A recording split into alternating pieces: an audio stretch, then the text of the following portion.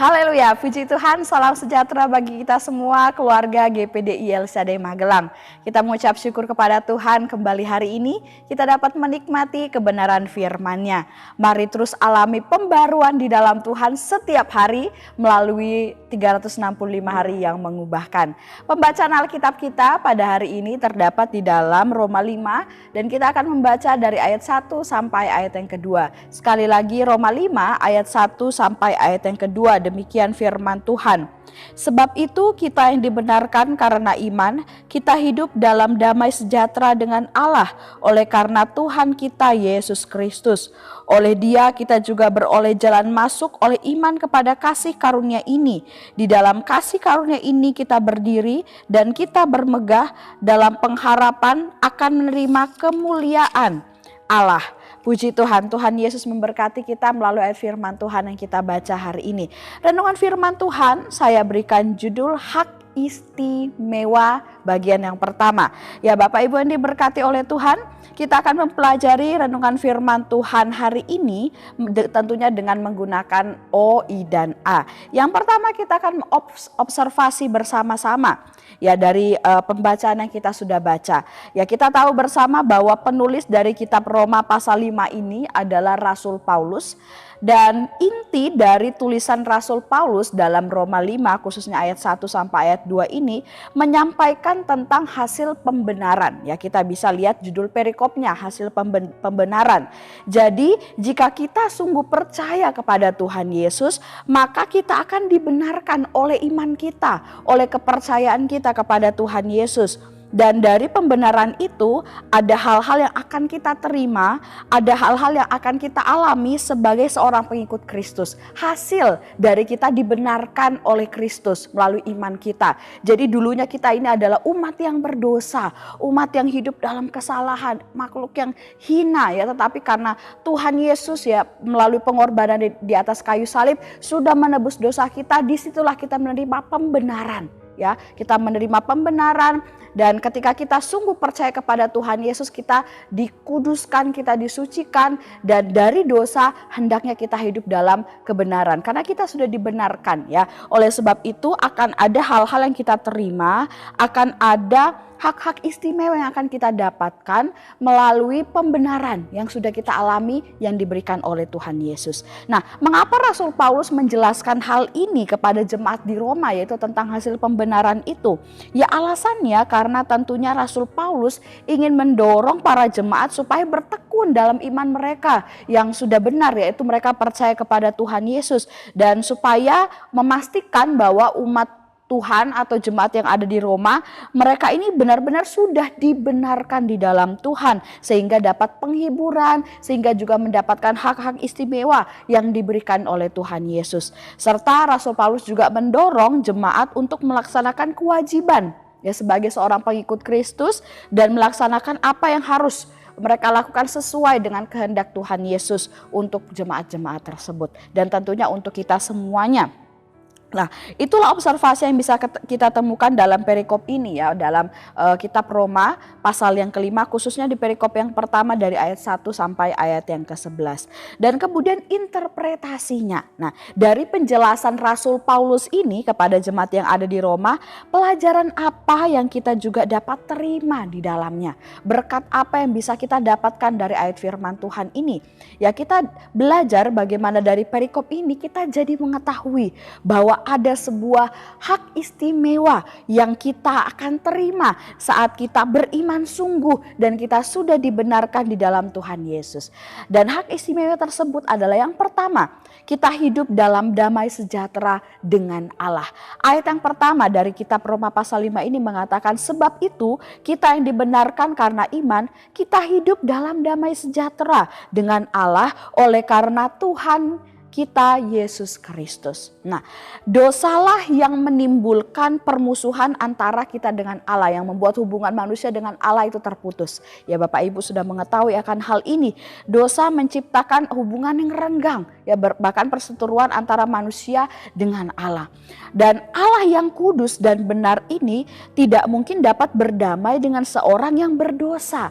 Ya sementara orang itu terus hidup dalam belenggu dosa dan tidak mau meninggalkannya. Karena Allah itu kudus, Allah itu suci. Firman Tuhan berkata, hendaklah kamu kudus, hendaklah kamu suci, sama seperti Tuhan kita adalah kudus. Jadi kita perlu dikuduskan, kita perlu dibenarkan terlebih dahulu, barulah kita bisa bersatu dengan Allah dan bisa hidup dalam damai sejahtera Allah. Nah, maka dari itu pembenaran yang kita terima karena iman kepada Tuhan Yesus, itulah yang akan melenyapkan dosa kita, yang akan membebaskan kita dari dosa, dengan demikian membuat jalan pendamaian bagi kita dengan Allah, sehingga kita bisa dapat bersatu lagi, tidak terpisah lagi dengan Allah, karena sudah dibenarkan di dalam Tuhan Yesus Kristus. Oleh iman kepada Tuhan Yesus, maka kita dapat berpegang erat kepada Allah dan memiliki kekuatan yang Tuhan berikan dalam kehidupan kita, dan dengan demikian kita dapat hidup di dalam damai, hidup di dalam damai sejahtera yang Tuhan berikan. Kita tahu bersama Tuhanlah sumber damai sejahtera yang pasti, yang sejati. Nah, Yesaya 27 ayat 4 sampai ayat yang kelima, demikian firman Tuhan. Kehangatan murka tiada padaku, sekiranya tampak kepadaku putri malu dan rumput, aku akan bertindak memeranginya dan akan membakarnya sekaligus, kecuali kalau mereka mencari perlindungan kepadaku dan mencari damai dengan aku. Ya, mencari damai dengan aku. Di sini kita melihat bagaimana Tuhan itu yang memberikan damai sejahtera bagi setiap kita, bahkan membebaskan kita dari segala malapetaka, bahkan dari ancaman dosa sekalipun. Nah, ini adalah hak istimewa yang kita dapatkan. Kemudian selanjutnya ada lagi hak istimewanya juga Bapak Ibu, yaitu kita akan beroleh jalan masuk kepada kasih karunia Allah.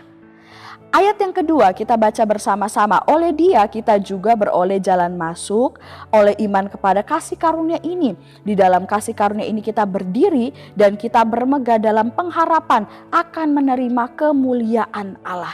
Nah, inilah hak istimewa kita yang selanjutnya. Kita tidak saja memperoleh damai sejahtera, tetapi kita juga mendapat kasih karunia, yaitu kemurahan Allah. Nah, apa kemurahan Allah itu? Yaitu kita dapat berdiri. Ya, dalam ayat tadi di sana dikatakan kita dapat berdiri dan bermegah dalam pengharapan. Nah, berdiri di sini artinya adalah sikap tubuh yang menunjukkan bahwa kita telah dibebaskan dari dosa. Ya, kalau kita masih dibebani atau kita masih hidup dalam belenggu dosa, hidup kita tertekan ya, seperti orang yang merunduk ya, susah untuk berdiri tegak. Tetapi karena kita sudah dibenarkan oleh Allah dan kita mendapat hak istimewa, kita mendapat kasih karunia Allah, maka kita dibuat Allah dapat berdiri tegak. Nah, berdiri inilah yang merupakan sikap bagaimana menunjukkan bahwa kita telah dibebaskan dari dosa, sehingga kita bisa melangkah maju, terus bergerak mengiring Tuhan sampai pada akhirnya kita sampai di kerajaan Allah, kerajaan sorga yang mulia bersama dengan Tuhan Yesus.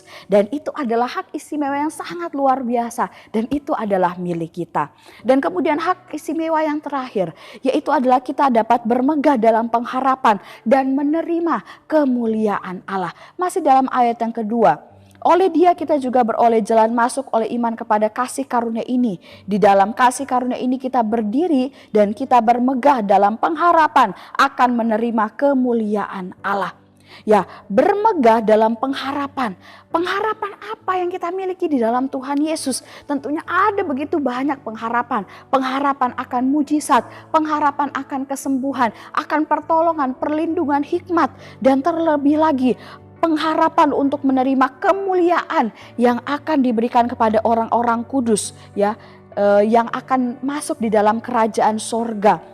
Dan bagaimana Tuhan akan melayakkan kita sehingga kita dapat melihat dan menikmati hadirat Allah di dalam kerajaan sorga. Ini adalah pengharapan kita yang sangat luar biasa yang hanya kita miliki di dalam Tuhan Yesus. Nah, Bapak Ibu yang diberkati oleh Tuhan, itulah interpretasi dan kemudian aplikasinya apa dalam kehidupan kita. Kita sudah mengetahui hak istimewa yang dapat kita terima saat kita sungguh beriman kepada Tuhan Yesus. Dan selanjutnya apa yang harus kita lakukan supaya hak istimewa itu tidak lepas dari kehidupan kita? Yang harus kita lakukan adalah kita jaga, kita pertahankan iman kita kepada Tuhan Yesus. Karena hanya dengan kita beriman kepada Tuhan Yesus, maka hak istimewa ini berlaku untuk kita, dapat kita rasakan, dapat kita miliki. Jangan sampai kita berpaling dari Tuhan Yesus dan meninggalkan Tuhan Yesus, menyembah kepada Allah lain. Tentunya itu sangat tidak boleh kita lakukan Bapak Ibu. Mari jaga iman kita kita hanya kepada Tuhan Yesus. Dan kemudian jadilah pengikut Kristus atau orang Kristen yang sungguh-sungguh setia sampai mati. Kita kerjakan bagian kita sebagai umat Kristen. Apa yang harus kita lakukan? Kita beribadah, kita melayani Tuhan. Semuanya kita lakukan dengan penuh kesungguhan hati hanya untuk Tuhan Yesus. Maka kita akan menikmati bagaimana hak-hak istimewa dari Tuhan itu menjadi bagian kita semuanya. Puji Tuhan, Tuhan Yesus memberkati kita semua melalui renungan firman Tuhan hari ini. Terima kasih telah mengikuti renungan 79, kiranya dapat menjadi berkat bagi kita semuanya. Bapak, Ibu, saudara-saudari yang ingin didoakan untuk pokok doa tertentu atau ingin menceritakan kesaksian, baik mujizat kesembuhan, pemulihan masalah keluarga, dan lain-lain, dapat disalurkan melalui chat WhatsApp di nomor 0813 2742 0088. Mari kita akan mengakhiri renungan firman Tuhan ini dengan berdoa. Kami mengucap syukur Tuhan buat kasih dan kemurahan-Mu melalui renungan firman Tuhan yang kami dapat nikmati pada hari ini. Firman-Mu yang mengingatkan kami bahwa kami memiliki hak istimewa di dalam Tuhan. Saat kami sungguh-sungguh beriman kepada Tuhan, kami benar-benar percaya kepada Tuhan sebagai satu-satunya juru selamat dalam kehidupan kami. Tuhan memberkati setiap keluarga GPD LSAD Magelang. Biarlah hidup kami semakin hari, kami semakin cinta akan Tuhan, kami semakin setia melayani Tuhan. Roh Kudus itu adalah jaminan bagi bagian keluarga GPD LSAD Magelang sampai kami memperoleh seluruhnya, yaitu penembusan yang menjadikan kami milik Allah untuk memuji kemuliaan-Nya. Kami aminkan firman-Mu dan kami terima dengan penuh sukacita dan ucapan syukur dalam nama Yesus. Haleluya. Amin.